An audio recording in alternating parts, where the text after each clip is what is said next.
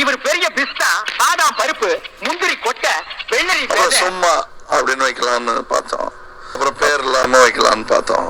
என்ன பண்றதுன்னு தெரியல. சூப்பர். செம டேஸ்ட். சூப்பரா வந்திருக்கு. வாத்து பிரியாணி பார்த்தீங்கன்னா இன்னைக்கு முதல் முறையாக நான் சாப்பிட்டுட்டு இருக்கேன். Hello friends, welcome to our channel.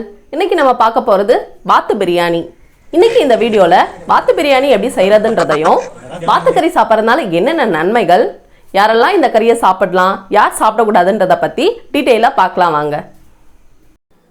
Mutton சாப்பிட்லான்னு நினச்சா மட்டன் ரேட் அதிகமாக இருக்குது. சிக்கன் சாப்பிட்லான்னு நினச்சா பிராய்லர் கோழிக்கு கண்ட இன்ஜெக்ஷன் போட்டு வளர்க்குறாங்க. இதுக்கு மாற்றாக ஒரு கறி சாப்பிட்ணுன்னு நினைக்கிறவங்களுக்கு உங்களோட சாய்ஸ் வாத்தா இருந்துச்சுன்னா ரொம்பவே நல்லது. வாத்தும் கிட்டத்தட்ட நாட்டுக்கோழி மாதிரி தாங்க. அதோட க்ளீனிங் ப்ராசஸாக இருக்கட்டும், சமைக்கிற ப்ராசஸாக இருக்கட்டும், எல்லாமே நாட்டுக்கோழி மாதிரி தான். என்ன ஒன்றுனா, வாத்து அதிக நேரம் தண்ணியிலே இருக்கிறதுனால அதில் ஒரு மாதிரியான கவுச்சி ஸ்மெல் வரும். அந்த கவுச்சி ஸ்மெல் வராமல் சமைக்கிறது எப்படின்னு பார்க்கலாம் வாங்க.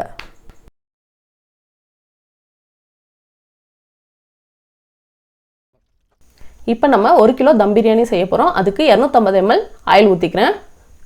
ஆயில் நல்லா சூடானதுக்கப்புறம் இதில் 500 கிராம் வெங்காயம் சேர்த்துக்கிறேன். 1 கிலோ சிக்கன் பிரியாணிக்கு 400 கிராம் போதுமானது. வாத்துக்கறின்றதுனால நான் 500 கிராம் சேர்த்துருக்கேன். இப்போ இதில் வாசனை பொருட்கள் சேர்த்துக்கலாம். நான் பட்டை, பிரியாணி இலை, லவங்கம், மராட்டி முக்கு இந்த மாதிரி எல்லாமே சேர்த்துருக்கேன். உங்களுக்கு கிடைக்கிற அளவுக்கு நீங்கள் வாசனை பொருட்களை எக்ஸ்ட்ரா சேர்த்துக்கோங்க. அப்போ தான் வாத்துக்கறி வந்து பார்த்திங்கன்னா ஸ்மெல் வராமல் இருக்கும்.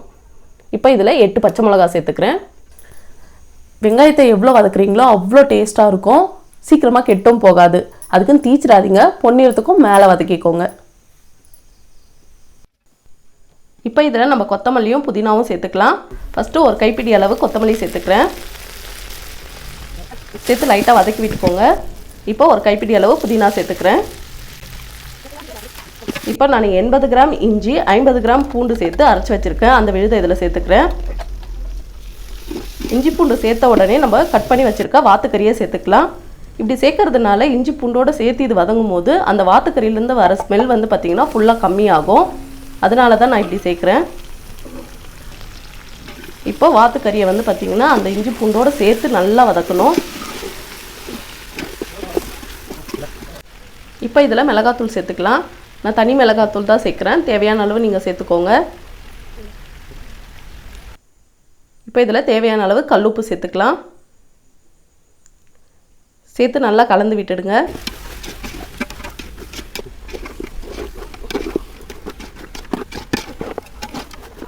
இப்போ இதிலேருந்து தனியாக எண்ணெய் பிரிகிற ஸ்டேஜில் வந்து நம்ம கட் பண்ணி வச்சுருக்க தக்காளியை சேர்த்துக்க போகிறோம். நான் வந்து 400 கிராம் தக்காளி எடுத்திருக்கேன். அதை சின்ன சின்னதாக கட் பண்ணி வச்சுருக்கேன். அதை இப்போ சேர்த்துக்க போகிறேன். இப்போ தக்காளி சேர்த்து நல்லா வதக்கிக்கலாம். இப்போ தக்காளி நல்லா வதங்கினதுக்கப்புறம் நம்ம இதில் தண்ணி சேர்க்க போகிறோம். நான் 2 டம்ளர் பாஸ்மதி அரிசி, 2 டம்ளர் வீட் அரிசி எடுத்திருக்கேன். ஆனால் தண்ணி வந்து பார்த்திங்கன்னா 10 டம்ளர் ஊற்ற போகிறேன். ஏன்னு கேட்டால் வாத்துக்கறி வேகிறதுக்கு லேட் ஆகும். அதனால் நான் 10 டம்ளர் தண்ணி சேர்த்துக்கிறேன். தண்ணி சேர்த்து நல்லா மிக்ஸ் பண்ணி விட்டுடலாம். இப்போ இதில் தயிர் சேர்த்துக்க போகிறேன். தயிர் சேர்க்கறதுனால கறி வந்து நல்லா சாஃப்டாக வேகும். அதனால் தயிர் சேர்த்துக்கலாம். இப்போ எல்லாத்தையும் நல்லா மிக்ஸ் பண்ணி விட்டுடலாம். அதுக்குள்ளே நம்ம இந்த வாத்துக்கறியை யார் யார் சாப்பிடக்கூடாதுன்னு பார்த்துடலாம். கொலஸ்ட்ரால் இருக்கவங்க, குண்டாக இருக்கவங்க, ஹார்ட் ப்ராப்ளம் இருக்கவங்க இதை சாப்பிடக்கூடாது. ஏன்னு கேட்டால் வாத்துக்கறி சாப்பிட்றதுனால ஹார்ட் ப்ராப்ளம் வருதுன்னு சொல்கிறாங்க. அதனால் அந்த மாதிரி ப்ராப்ளம் இருக்கவங்க இதை தவிர்க்கிறது நல்லது. இப்போ கறி 3/4 பாகம் வெந்துருச்சு. இந்த ஸ்டேஜில் நம்ம அரிசியை சேர்த்துக்கலாம். நான் ஃபஸ்ட்டே சொன்ன மாதிரி 2 டம்ளர் வந்து வீட்டு அரிசி எடுத்திருக்கேன். அதை நான் 30 நிமிஷத்துக்கு முன்னாடியே கழுவி ஊற வச்சுருக்கேன். அதை ஃபஸ்ட்டு சேர்த்துக்கலாம். இப்போது 2 டம்ளர் பாஸ்மதி அரிசியை 20 நிமிஷத்துக்கு முன்னாடி கழுவி ஊற வச்சுருக்கேன். அதையும் இதில் சேர்த்துக்கலாம்.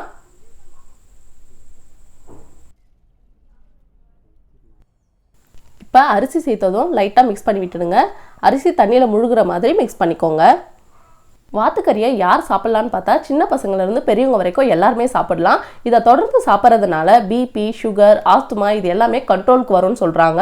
அது மட்டும் இல்லாமல் உடம்பு வலி இருக்கவங்க இதை வலி நிவாரணியாக எடுத்துக்கலாம்.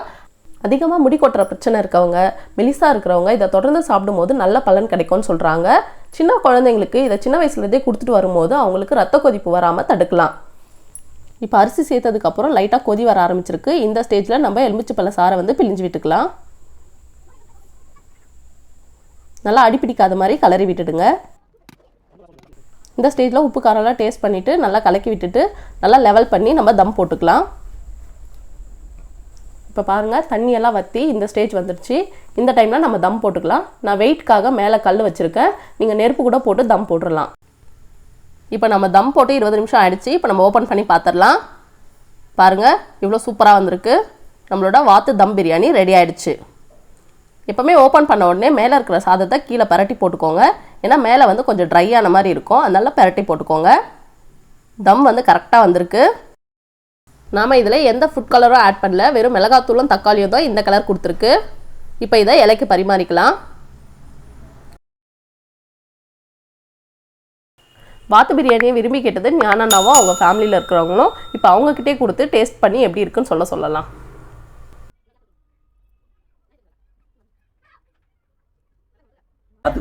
வாத்துக்கோழி பிரியாணி வந்து இப்போ தான் சாப்பிட்றேன். செம டேஸ்ட்டு, சூப்பராக வந்திருக்கு. கறியெல்லாம் வாத்துக்கோழி பிரியாணி செம்மையாக இருக்குது, டேஸ்ட்டாக இருக்குது. கறியும் சூப்பராக வெந்திருக்கு. மாவு பசன்னு இருக்குது. பிரியாணியும் சூப்பராக வந்திருக்கு. இப்போ டேஸ்ட் சூப்பராக இருக்குது.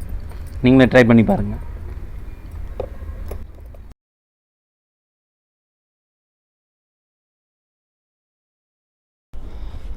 வாத்து பிரியாணி சாப்பிட்டுருக்கோம். இப்போது வாத்து பிரியாணி பார்த்தீங்கன்னா இன்றைக்கி முதல் முறையாக நான் சாப்பிட்டுருக்கேன்.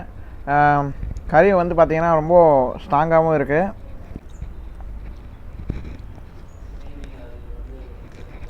உப்பு காரம் எல்லாமே அழகாக கரெக்டாக போட்டிருக்காங்க. மசாலாவும் கரெக்டாகவும் இறங்கியிருக்கு. உண்மையிலே வேறு லெவல். இந்த மாதிரி பிரியாணி நம்ம வீட்டில் சமைச்சு சாப்பிடும்போது தான் நம்மளுக்கு அது கரெக்டாக கிடைக்கிது. நம்ம கடையில் சாப்பிடும்போது கூட இந்த டேஸ்ட்டு கண்டிப்பாக கிடைக்காது. கண்டிப்பாக வாத்து பிரியாணி எல்லாம் ட்ரை பண்ணுங்கள். வீட்டில் செஞ்சு சாப்பிடுங்க. அதில் இன்னும் நல்லாவே நல்லாவே டேஸ்ட் கிடைக்கும். டேஸ்ட்டும் கிடைக்கும், அதே போல் உடலுக்கும் ஆரோக்கியமாகவும் இருக்கும். வாத்து பிரியாணி நல்லா இருக்குது. வீட்டில் செஞ்சு நல்லா சாப்பிடுங்க.